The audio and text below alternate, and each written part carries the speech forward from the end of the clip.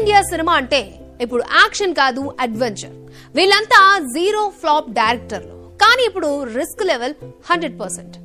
SS Rajamouli, Anil Ravipudi, Prashanth Neel, Lokesh Kanagaraj, Atlee, Rishab Shetty, Sandeep Vanga. వీళ్ళ target pan India hit కొట్టాలి, రికార్డులు బద్దలు కొట్టాలి.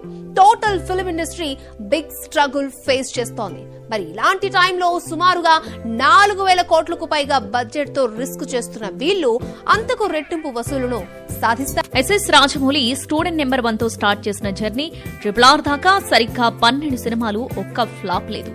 సింహాద్రి, ఛత్రపతి, విక్రమార్కుడు, మగధీర, ఈగ, బాహుబలి, RRR ప్రతి సినిమా మార్కెట్ స్పాన్ పెంచుకుంటూ సూపర్ సక్సెస్ రేస్ లో దూసుకెళ్లింది. బాహుబలి 1, 2 అండ్ RRR తో టాలీవుడ్ ని పాన్ ఇండియా రేంజ్ కి తీసుకెళ్లిన ఫస్ట్ డైరెక్టర్ జక్కన్న. RRR తర్వాత అయితే ఇండియా కాదు, హాలీవుడ్ ఆడియన్స్ కు తన మార్క్ చూపించి మెస్మరైజ్ చేశాడు. ఇప్పుడు 1000 కోట్ల బడ్జెట్ పెద్ద మ్యాటర్ కాదు రాజమౌళి సినిమాకి.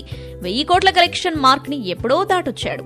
బాహుబలి 2 250 కోట్ల బడ్జెట్ తో చేస్తే 1800 కోట్ల వసూళ్లు సాధించి చూపించాడు. RRR 550 కోట్ల బడ్జెట్ పెడితే 1400 కోట్ల వసూళ్లు రాబట్టిన స్ట్రాటజీ అయినది.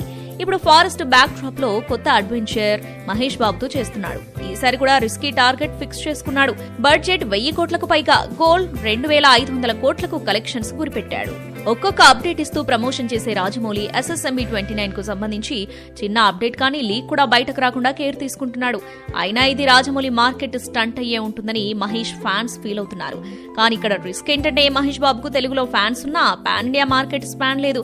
సినిమా బ్లాక్ బస్టర్ కావాలంటే కంటెంట్ తో పాటు రాజమౌళి బ్రాండ్ నేమ్ తోనే టెర్రిఫిక్ ట్రాక్ రికార్డున్నా ఇప్పుడు ప్రతి హిట్ తో పాటు ప్రెషర్ కూడా డబుల్ అవుతోంది. ఇది సక్సెస్ వైపు ఈజీ జర్నీ కాదు. ఇది ఇండియన్ సినిమా రేంజ్ పెంచడం కోసం రాజమౌళి చేస్తున్న రిస్కీ జర్నీ అని ఇండస్ట్రీలో టాక్ చేస్తున్న అనిల్ రావిపూడి ఇప్పటికే 8 సినిమాలు చేసి 0 ఫ్లాప్స్ తో సక్సెస్ జర్నీ చేస్తున్నాడు. రీసెంట్ గా సంక్రాంతికి వస్తున్నాం దాదాపు 50 కోట్ల బడ్జెట్ తో వచ్చి రీజియన్ లాంగ్వేజ్ లోనే 300 కోట్లకు పైగా వసూళ్లు సాధించింది. లో బడ్జెట్ తో భారీ వసూళ్లు రాబట్టడం సందీప్ వంగ స్ట్రాటజీ. అర్జున్ రెడ్డికి 5 కోట్ల పెట్టుబడి పెట్టి 50 కోట్లకు పైగా వసూళ్లు రాబట్టాడు. ఒకే ఒక్క సినిమాతో బాలీవుడ్ ఆఫర్ కొట్టేశాడు. అర్జున్ రెడ్డినే కబీర్ సింగ్ గా మార్చి అక్కడ సూపర్ హిట్ కొట్టాడు.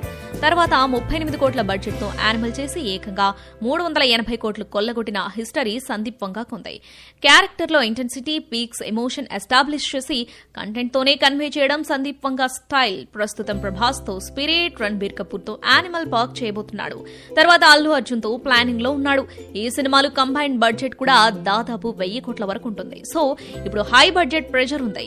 ప్రెషర్ తట్టుకుని హిట్ కొట్టడం, ట్రాక్ రికార్డ్ కాపాడుకోవడం జీరో ఫ్లాప్ డైరెక్టర్స్ కి కత్తి మీద సామె అన్నట్టు తయారు. ప్రశాంత్ నీల్ KGF తర్వాత ఎన్టీఆర్ తో వస్తున్నాడు. హిట్ రిపీట్ అవుతుందా? లోకేష్ LC యూనివర్స్ లో మరొక బ్లాక్ బస్టర్ పడుతుందా? అట్లీ జవాన్ తో 1100 కోట్లు కొల్లగొట్టాడు. అల్లు అర్జున్ తో మళ్ళీ అది సాధ్యమా? 2000 కోట్ల కంబైన్డ్ బడ్జెట్ తో వీళ్ళంతా